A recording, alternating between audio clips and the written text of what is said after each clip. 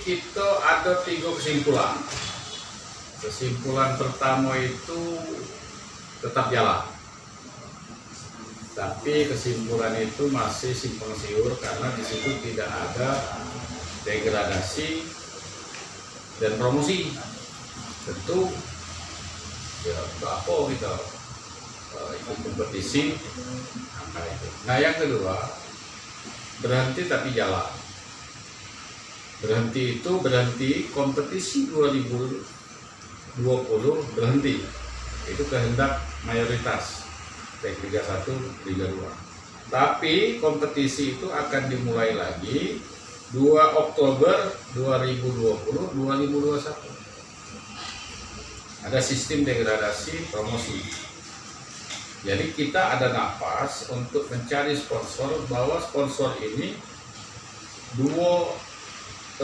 artinya untuk 2020 2021.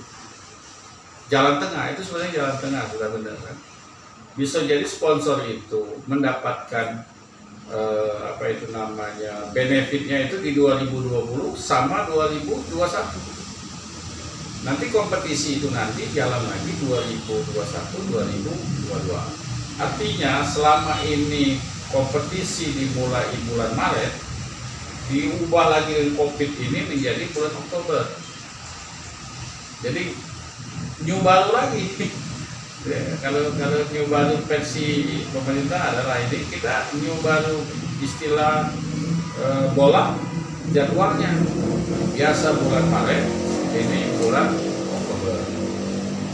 Jadi tahun depan itu 2021-2022 juga bisa dijadikan persiapan 3 bulan Oktober kompetisi.